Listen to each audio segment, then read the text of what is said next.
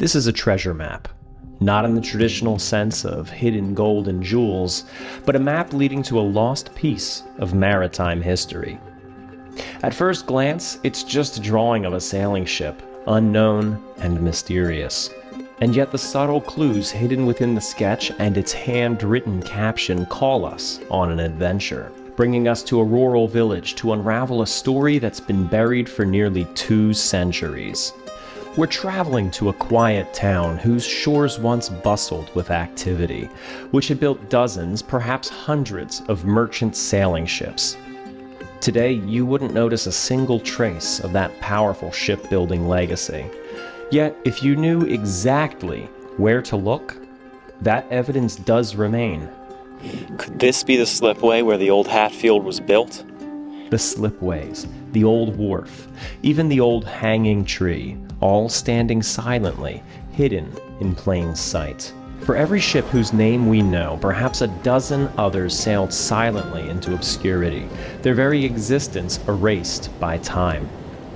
But this modest sketch might lead us to uncover the remarkable tale of one such forgotten vessel reclaiming its legacy before it fades entirely. Welcome to the second official installment of my Forgotten Wrecks series. This is the mystery of the sailing ship Hatfield here on Part-Time Explorer.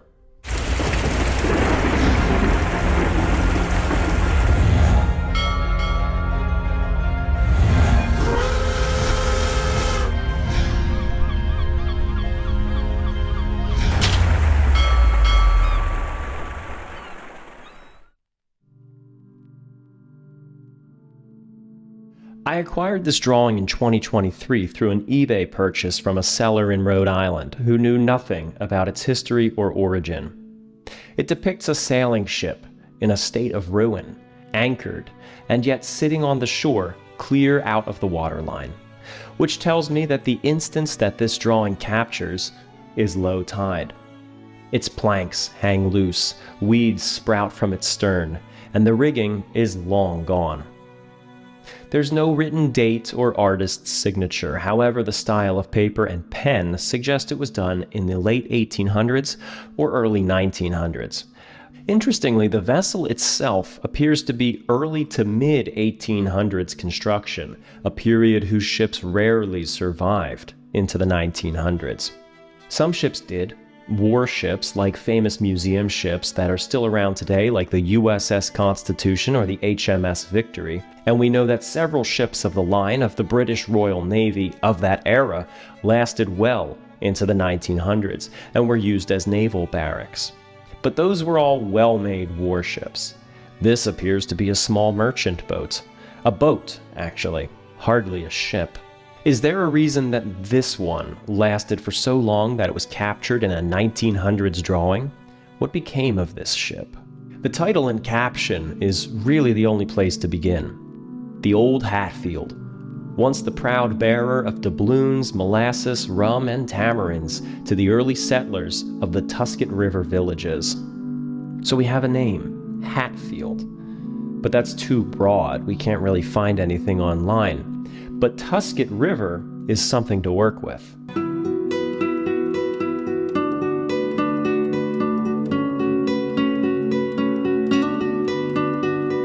Our search begins in Tusket, a village nestled along the Tusket River in Nova Scotia. After producing several documentaries relating to the Canadian province, returning to explore this corner of Nova Scotia feels familiar and exciting. Tusket sits quietly, just a few miles from Yarmouth on the western edge of the province, seemingly untouched by time. The town was first settled in the 1780s by British loyalists who left New York and New Jersey after the American Revolution, and today it maintains a population of around 400 residents. Stepping into Tusket feels like stepping back through history. Its courthouse and jail, built in 1805, stands proudly as Canada's oldest surviving courthouse. There are no chains here, there's hardly any restaurants, there's no real shopping. It's just a quiet residential area with a couple of markets and coffee shops for the locals. To better understand this village's rich shipbuilding heritage, I'm meeting with local historian and author Don Pothier, whose detailed book titled History of Tusket, Nova Scotia will guide us in uncovering this forgotten maritime story. I started my interest in the village I was 27 years old looking for a piece of land. I'm now 80 years old and still have a deep interest in the history of the village. I want to know if he can tell us anything about the ship and if he can take us to anywhere connected with this mysterious vessel. An early ship, to me, it's not your nice graceful four masters, you know what I mean? It doesn't look at all like your typical Tusket ship, but you know. I wouldn't say that it was done in a top quality shipyard, you know, a little more, there's a crudeness looking to it, you know, but then again, it's a sketch and, you know, it doesn't mean that the actual ship didn't look, you know, good. It has that like swashbuckling pirate ship look. Yes, yeah, that's a good term, like more of a pirate type ship. Molasses, rum, and tamarines to the early settlers of the Tusket River village. That is interesting. It's an old ship even at the time of the drawing. Shipbuilding in Tusket lasted for less than a century, but it was an industry that brought fame and wealth to the area. The actual shipbuilding days started in the early 1820s, 1830s, and then it started to progressively grow and grow, and it became one of the largest shipbuilding centers in the province. It was sort of a competition between Tusket and Maitland, which is at the other end of the province, and who was going to build the biggest ships. And in the end, it was Maitland built one that was slightly larger than the biggest ship built in Tusket. Along here, of marked in green, there are now, in 1862, we have 6 shipyards in the village with a mile stretch. Some of these are relatively small, as you can see. Yeah. Immediately next door to the courthouse and jail museum is the Argyll Township Archives, which encompasses Tusket and the area around it. While Don can tell us about the shipbuilding of the area, the archives may be able to tell us more specifically about my drawing. Immediately upon seeing this drawing, they knew exactly what they were looking at. The artist was Harris H. Lent, who grew up here in Tusket. The archive has quite a collection on him and is working to piece together his own story. Bringing my drawing in seemed mutually beneficial. That's when they brought something out that was really exciting. So you can get a nice good look at it, and I'd say that's what you're looking for. Yeah, I would say that's the same ship. Oh, look at the art styles. It's definitely the same artist and the same vessel. We have the same similarities with the davits on the stern. Hatfield sits in the same location, perched up on a shore above the waterline. The drawing is the same style. It may even have been by the very same pen, though theirs was obviously done on wood while mine is on paper. H.H. Lent's sketches usually came with something written on the back, not always. You can see the old Hatfield, the brig Hatfield, owned by William Jacob and Calvin Hatfield.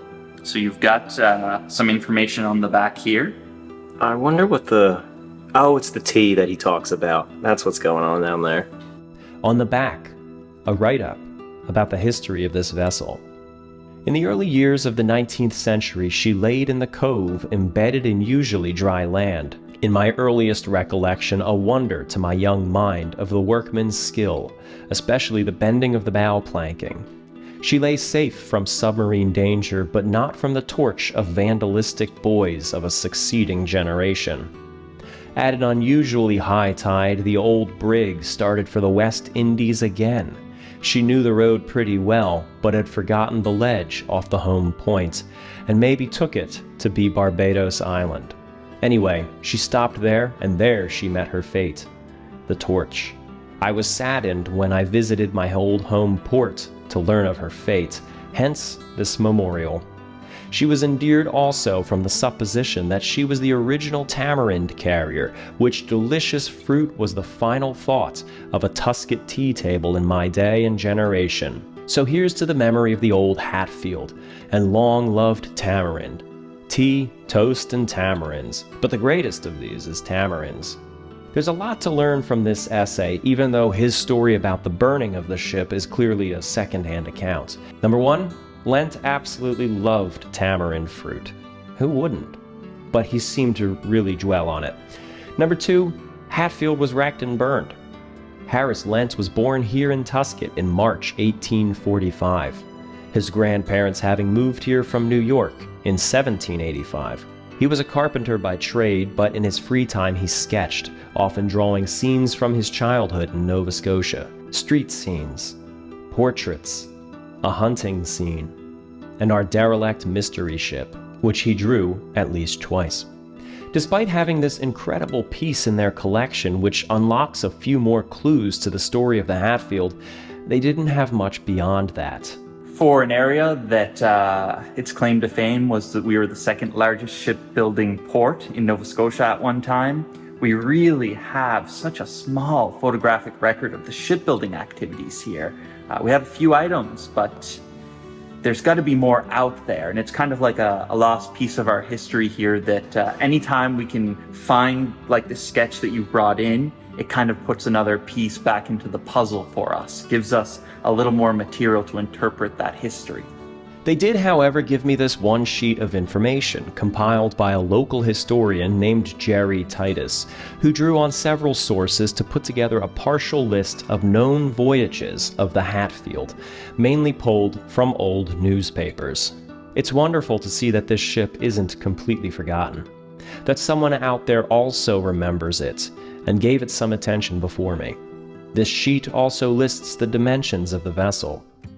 Hatfield was built in 1839, measuring 135 tons and stretching just 75 feet long. Indeed, she was quite modest compared to the grand clippers and windjammers that dominated later decades of the 1800s, or even the later vessels that were built right here in Tusket. And yet, as we can read in the write-up by H. Lent, she was a beloved ship. Not only did he write so lovingly about it, fondly reminiscing his youth seeing the vessel in her heyday, but also he wrote about his sad shock upon learning of the fire that befell her. She was constructed by W. Jenkins Jr. for John Van Norden Hatfield of Tusket, with additional ownership shares held by his relatives Jacob and William Hatfield. Determining the exact location where Hatfield was built in Tusket has proven challenging. While there are records documenting later shipyards, identifying those active as early as 1839 is more difficult. W. Jenkins Jr., the builder, doesn't seem connected to any specific known yard, complicating efforts to pinpoint precisely where the Hatfield was constructed.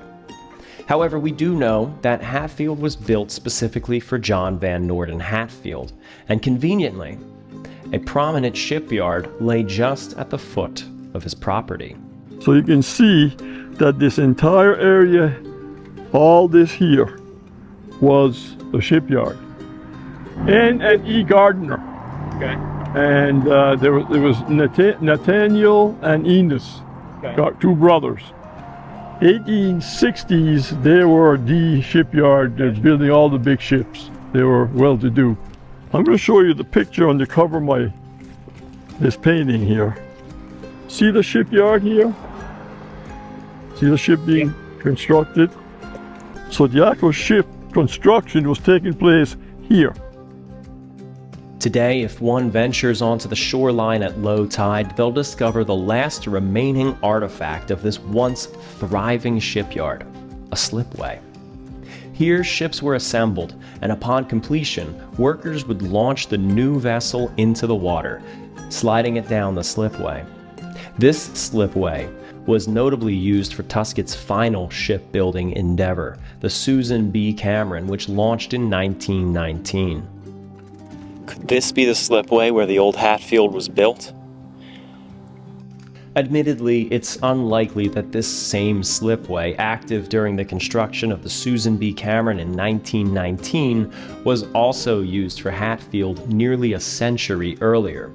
And yet, without definitive evidence pointing elsewhere, there's still a faint possibility.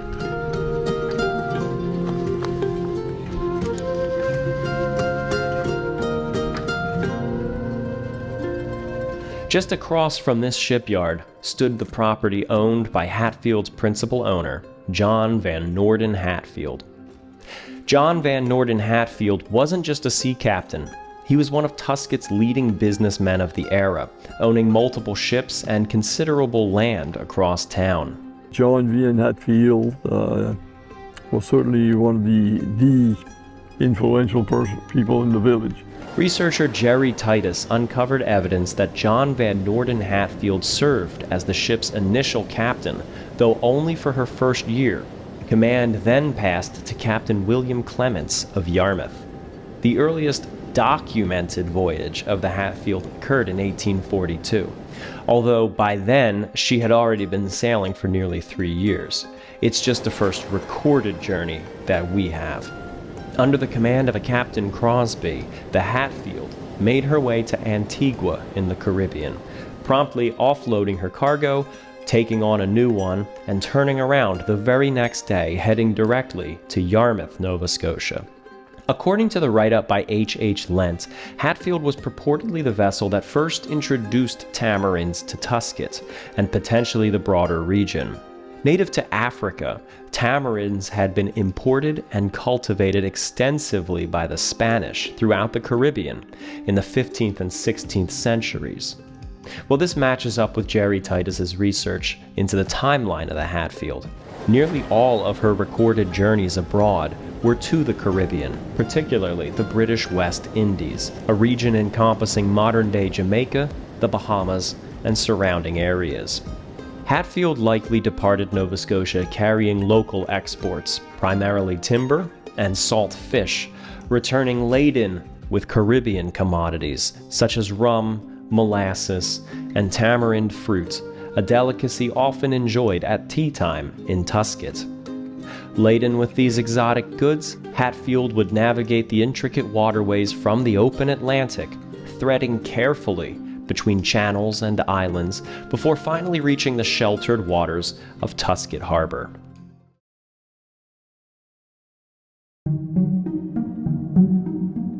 Down at the south end of Tusket today is a blind curve at a clumsy intersection. On one corner, an antique shop.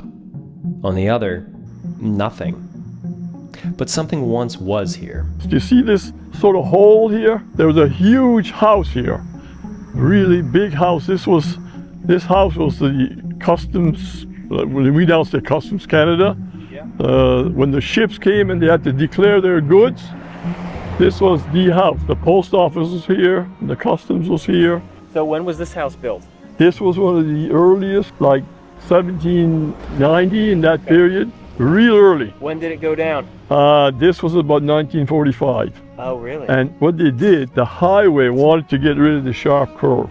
They expropriated this property to take this curve out, and they just did a little bit like this, and that was it. They never took the whole curve out. Wow. Yeah, it was a beautiful big house. See the stones in there? They go that way, back this way, and back over there. Yeah. Yeah. So that's it. There was like 2-3 layers over on this side, but on the back side was on top of the hill, huh? The lady with the horn, blowing the horn here, she's talking to the ships coming into the harbor here, to probably telling them that they got to come and declare their goods, huh? Upon entering the harbor, Hatfield would first need to make a brief customs declaration before continuing to the wharf. The Lyons Wharf was likely Hatfield's regular mooring spot, owned by John Lyon Hatfield, the son of John Van Norden Hatfield. Now, at high tide, you don't see much of it left anymore, but it's here. This wharf here would be John Van Hatfield's wharf. That's what we're looking at through the trees here. We can actually see how this is kind of just like a dirt mound coming out. So it's an earthen wharf, until it comes out to the wooden pilings. So the earthen part is what remains, and the wooden piling section is entirely gone. Well, if it's low tide, part of that you still see some of the wooden pilings. The wharf was an earthen structure extending outward with a wooden section beyond. Today, it's severely overgrown, rendering direct access nearly impossible during the summer unless approached by walking along the shoreline. Coming over to the Lions Wharf. So this would have been the seawall just above the Lions Wharf right here. The bugs were terrible, a cloud that swarmed me relentlessly. Is they would come in through the Narrows and be spotted by the customs house. As we saw, they had a megaphone. They would shout out and call to them. There would likely have been a verbal declaration from the crew as the ship passed. As we saw at the customs house, they had a megaphone and were able to communicate by shouting.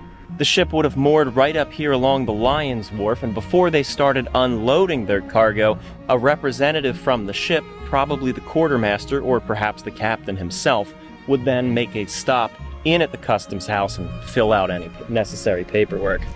The wharf still had pilings and reinforcing logs all throughout, strong evidence of the construction that still remains. I'm inclined to want to actually dig through this rubble here to see if there's anything from these ships left under it, but I have to remind myself this is actually just the earthen foundation beneath the wharf that would have been here. Could something have fallen through a gap in the pier and gotten itself stuck amongst these rocks? Possibly. But very little would have been discarded in the layer that we're standing on right now. John Lyon Hatfield lived directly across the road from this wharf, conveniently positioned to oversee ships belonging to him, his company, or his family, including the Hatfield. Our old Hatfield would likely have offloaded that rum, molasses, and tamarinds that H.H. Lent so fondly recalled right here on this wharf. Or there's another place that the Hatfield could have visited. At the center of town, right by the courthouse and jail, were 4 merchant stores of general goods. So dependent on sea traffic was this town that most of their goods were not brought in by road over land, but instead by boat, sailing right up to the wharf behind these shops. There was extensions that reached way out into the water. From this wharf, we can easily see the Lions Wharf just to the south, and directly to the north is the slipway to that shipyard. So this is the wharf where they unloaded goods directly into the stores downtown here. This was Tusket's center of commerce, where people across the town and in the surrounding lands would travel for their groceries, clothing, or general domestic goods, but also for far-off luxuries, like molasses from the West Indies.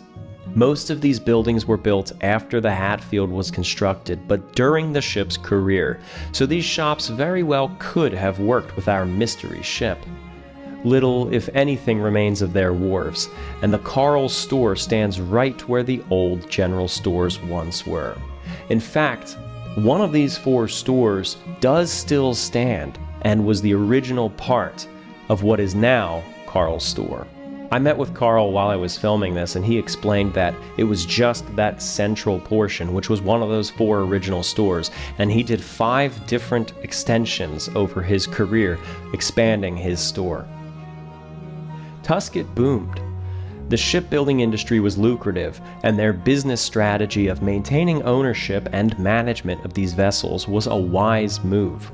Wealth poured in, as evidenced by some of the beautiful homes that line the streets, though many of the oldest and grandest are now gone. There were churches throughout the town. One is now the archives, as we saw. Another stood right here on this site, but was moved and converted into a barn, actually by the Hatfield family. You see there's sort of a, if that was cleared, you'd see an indentation here, okay? You kind of can already. And see these, you see the steps here? Yes. That's it right there. So the steps were here and the church would have been right there. It was built in 1813. It was a Baptist church. Behind where the church once stood is a cemetery, simply called the Tusket Cemetery. It's a very interesting cemetery because a lot of the old family names, you know, they're all there. I think he was one of the original owners of what is now Carl's Store. And he was also involved in a bit of shipping. One of the things that was quite common, a lot of these people, it's almost like buying shares in a ship. And you saw that a lot, like a group of like this guy here would have been in with probably another 5 or 6 people, and they would own the shares in the ship. We already saw the courthouse and jail built between 1801 and 1805, which today function as a museum and gift shop. The early days of Tusket, as the Hatfield sailed these waters, the most common case that the courthouse and jail dealt with was debt. It served frequently as a debtor's jail, though it did have some cases of assault and even murder. For the more severe crimes, the town may have had a harsher way of dealing out punishment. This old oak tree is known as the hanging tree, where folklore has it that the worst criminals, thieves, murderers, robbers, were strung up. Well, that's the legend, at least. We can't actually find any records of anyone ever really being hanged here. It's possible that the hanging tree really is simply an innocent old tree. So where did the legend come from? There's different scenarios. One being that people used to hang meat to cure or to dry, you know. But there is certainly no record whatsoever of any hanging ever taking place here. If it happened, there's no record of it. Not that many years ago, it was in pretty good health. There was a huge branch broke off on this side within the last 10 years or so. And we thought for sure that was the end of it, and still it's alive. It's amazing. But as this oak tree grew on the shore of Tusket, Hatfield was sailing in, growing its economy.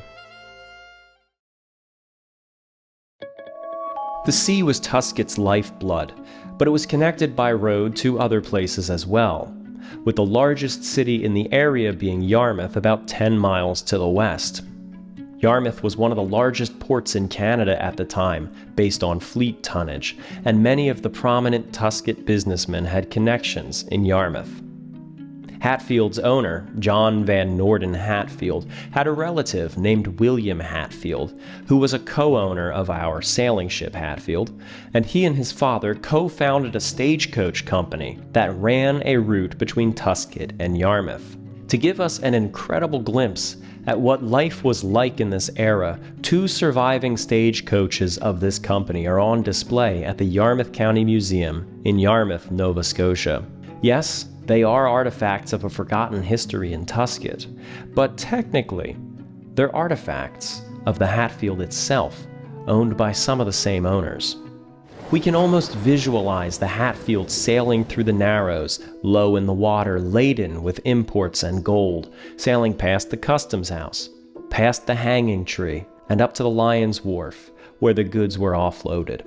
From there, perhaps Hatfield's captain would depart, his boots stepping hard onto the wooden planking of the wharf, walking up to the road where he would engage a stage to take him to Yarmouth for a visit while his vessel was laid over. Chances are such a ride would have been free of charge for Hatfield's captain, as one of his employers owned the stagecoach company.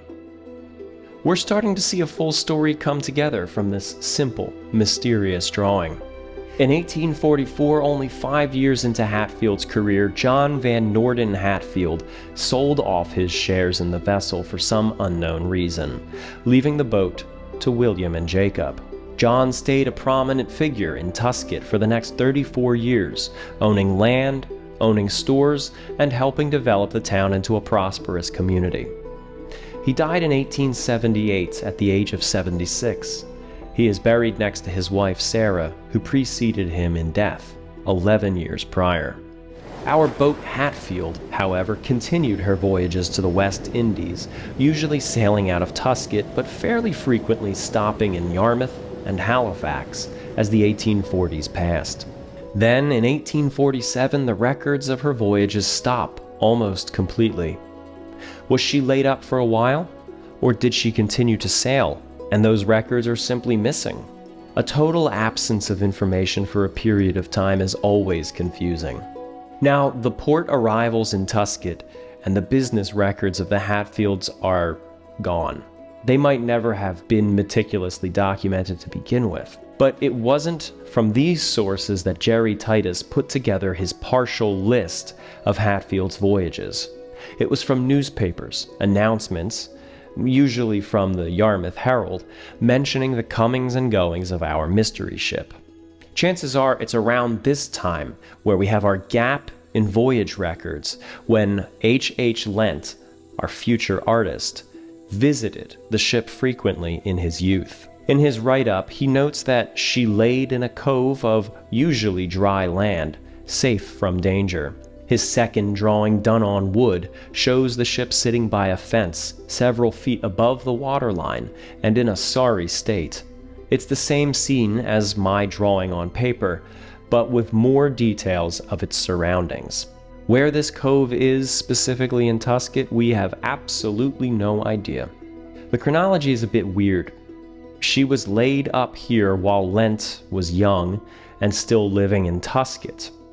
Researcher Jerry Titus found a record that Hatfield sailed to Barbados again in 1854, seemingly for the first time in years, and was sold later that year.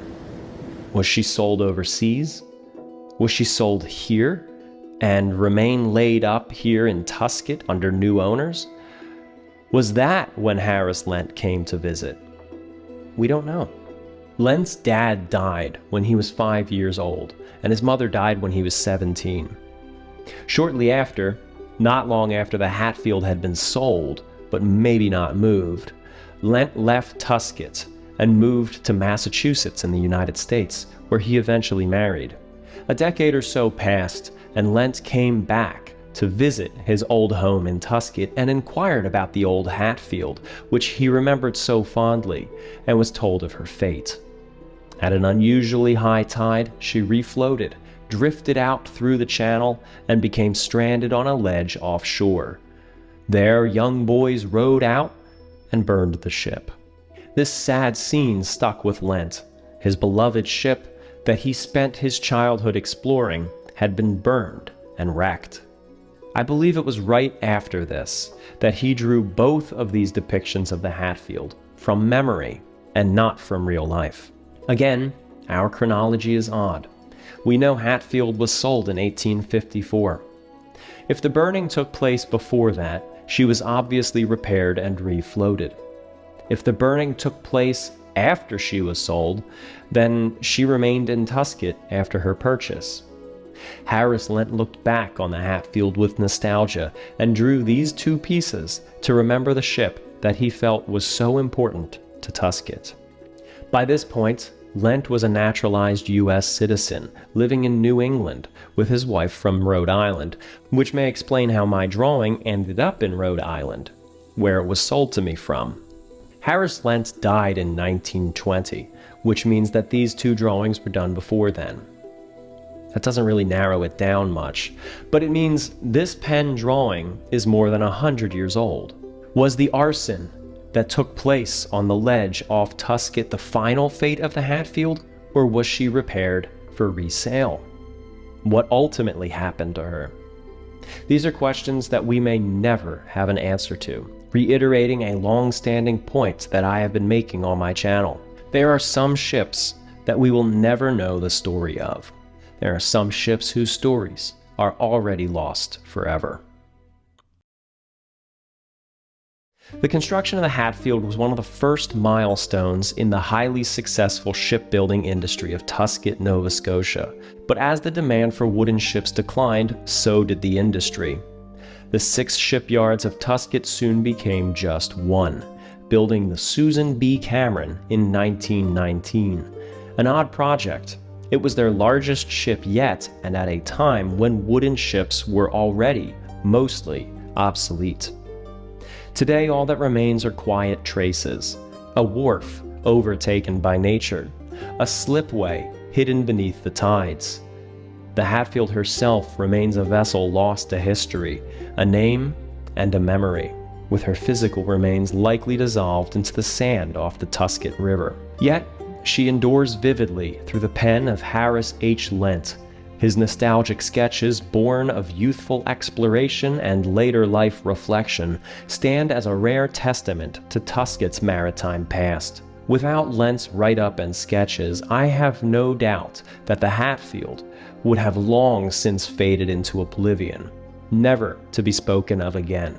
This humble drawing, once overlooked in an online auction, has become a gateway to rediscovering a village's pride, a family's legacy, and a ship's storied life.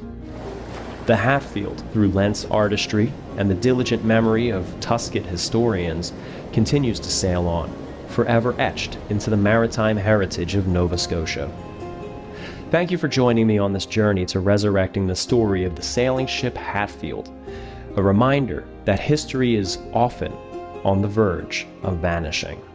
As always, a special thank you to my supporters on Patreon, especially Marlo Perez, Kelly Black, Kaiser Wilhelm II, Kaiser Friedrich III, Zach Richards, Donald Anderson, Cody Henricks, Joan Haynes, Sean Kimball, Glenn Biddiscombe, Stephen Schwankertz, Gabriel Colomb, RGB, Tara Molokar, Keith Holland, Rob M., Amos Mayhew, Corey Andrews, Nicholas Masella, Cole Tannick, Sophie Baber, Rob, Oliver Chinchen, John Maluski, David Watipka, Tiffany Raridan, Madtime Media, Nathan Gutierrez, Max Metcalf, David Littlejohn, Sean Sahi Frazier, Nikki Chan 92, Corbin McDonald, Matthew Burns, Goblin of the Salt Plains, Luke Stevens, Gordon Robbins, Aaron Stark, Troy Wentworth, Clarkey, Sam Forker, Busy B, Christopher Rosendale, Road Weary, Kitty Bits, Taniel 38, Kenzo Buick, Brian Reedy, Eden Cleefish, Bless Moles, Coda Yoda 16, Carol Adams, Clay Hobbs, Steve Valley, Gojira's Trains,